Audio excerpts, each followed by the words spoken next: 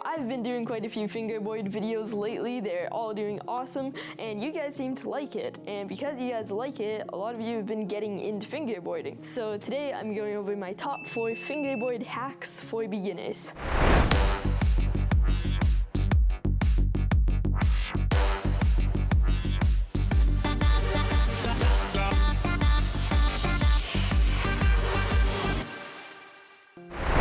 Welcome back to another video, guys. I hope you all are having an awesome day. So you've been getting into fingerboarding, I see. So let's do some hacks to your fingerboard. Not all these hacks are for your fingerboard, but it's to do with fingerboarding. So check it out.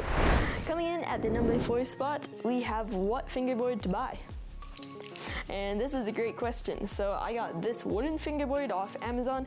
It's not a high quality fingerboard, but it's higher quality than like a tech deck per se. And I got this fingerboard off Amazon for about $13 Canadian, and that's about the same as a tech deck. And this is a better deal. And this is like a beginner kind of intermediate fingerboard. It's not a wide fingerboard, and I say that like it's about the same as a tech deck, but it functions very well. It has bearing wheels, comes with foam grip tape, and you do need to assemble it, but it also comes with rubber bushings, which is really nice.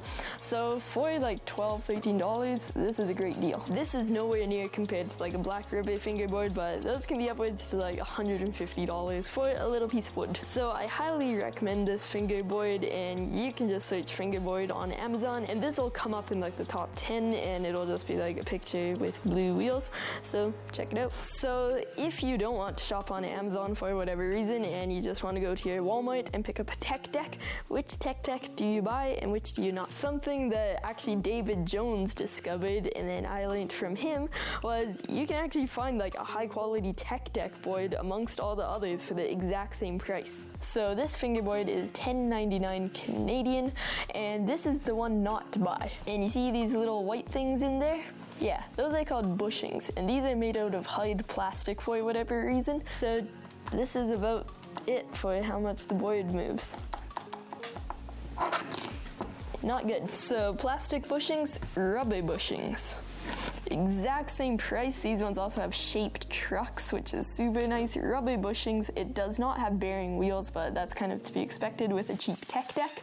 And this is the exact same price. It's also a wider board if you're into those. This is a little bit more of like the pro fingerboard, which I love the size of this. It feels super comfortable in my fingers. And overall, this is like the fingerboard to get if you've never bought a fingerboard ever before. And it did come with this type of grip tape. And if you've ever gotten a tech deck, you know this is like zero grip. There's like nothing there. And what I actually went ahead and did is peel the grip tape off of here. Yeah, that's what a tech deck looks like. And I'm going to do something super cool, super easy, and it'll help you out a lot. So hack number 4 was buy this fingerboard, or this one if you've never bought a fingerboard before. Or if you have bought this one and are in the market for a little bit of a higher quality one. So now for number 3. And that is DIY grip tape. So we are not making foam grip tape because I cannot find this type of foam anywhere. So I've looked long and hard for this type of foam at like a craft store, dollar store, you name it, I've looked. But I can't find anything like this soft and grippy. This is like the best thing you can get, and this is like the same thing that you'd get from like black rubber. But we ain't making foam grip tape. I'll show you what we're doing. We are using scrap sandpaper. So this is 80 grit sandpaper. This stuff is probably like 150, 160 it feels like. So this is a lot more grippy, and I actually like this about the same as foam grip tape. Everybody has a different opinion about that, but that's just my opinion. I don't know why I kind of like this. It's just very grippy, which is what you need. So I'm gonna flip a scrap piece of sandpaper over, place a board on like that, and trace around it. This is just a rough trace, so I kind of know where I'm going to apply some contact cement. So this is rubber contact cement, and I found this at Walmart for around $3, I think it was, and there's a lot of stuff in here for what we are using it for. I'm just going to quickly take the trucks off of this board because it'll be a lot easier to cut the holes out.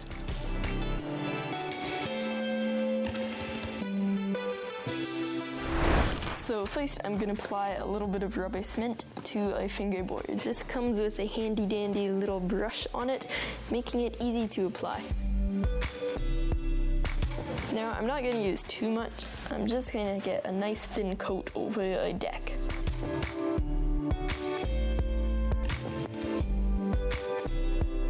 And that is good for a fingerboard. Now we are going to do the exact same thing to this.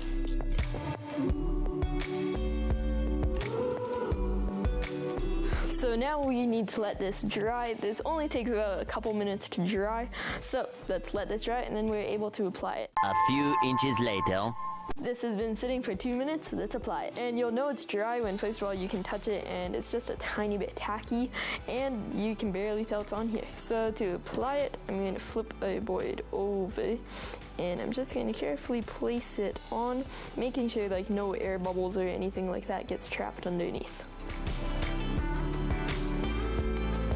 And once it's on, it's on. The awesome thing I like about rubber cement is it's super easy to just redo it if it doesn't work or if you just want to replace the grip tape. Like once this grip tape is done, you can just peel it right off and then just rub off kind of like the rubbery stuff that's left behind, and then you're set for your next grip tape. Now I'm going to take a razor blade, but first I'm just going to trim it up with scissors and we're just going to go around a board.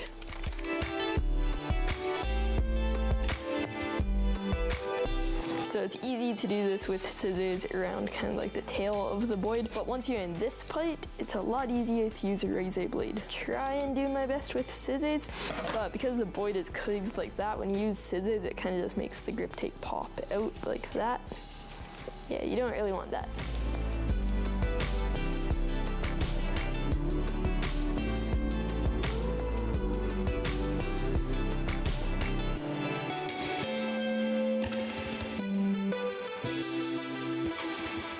And just like that, your grip tape is on. And you can buy a bunch of sheets of sandpaper at a dollar store. That's where I got this stuff. It's not the most high quality stuff, but when it's just your fingers, it doesn't wear out very fast at all. So then you can just punch out the holes, attach your trucks again, and you're good to go. So I just punched these holes out, didn't take long at all, and now I'm ready to attach the trucks. But for the rest of the video, I'm gonna use this board. Tip number 2. So this isn't really to do with a fingerboard itself, but it's definitely made for fingerboarding. And that is making DIY ramps. So this is made out of foam board and it's pretty awesome stuff. This is then just paper laminated and it's a pretty solid, nice build. You don't need to do it in this shape. We also made a video about this if you want to check that out, and there will be a link right up there. Go click that banner across there if you want more details on this, and these are pretty fun to make. Also, just the texture of your fingerboard on paper, because paper is so smooth, it's just like a very like soft, silky feeling when you do it, as you can hear, versus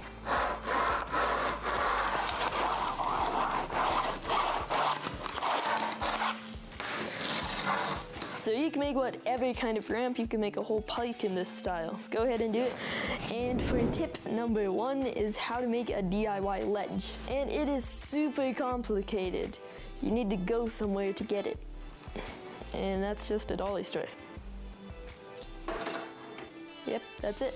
Just go to your dollar store and pick up a block of wood like this. So you can get different sizes of blocks and stuff at a dollar store, and you can pick something like this up in like a 3-pack for like $1. So very good deal.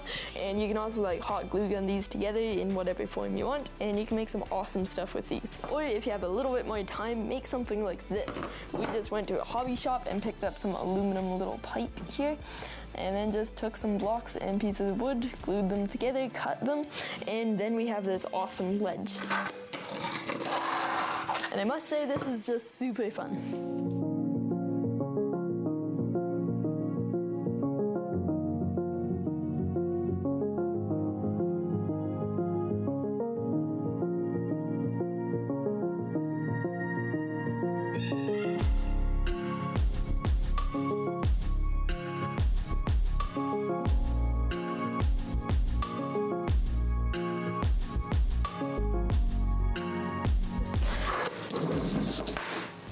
Maybe glue it down. So those are 4 beginner fingerboard tips, and I am still kind of a beginner, I would say. I'm not the best at fingerboarding, but I'm pretty good at making fingerboard features. So let me know your thoughts down in the comments below about this idea, and then I'll see you in my next video. Head to the outro. Thanks for watching today's video. I hope you all enjoyed this one. Be sure to hit the subscribe button if you haven't already, right down there. 2 more videos for you to see. One is up there and one is down there. Social media links are in the description below, and I'll see you in my next video. Bye.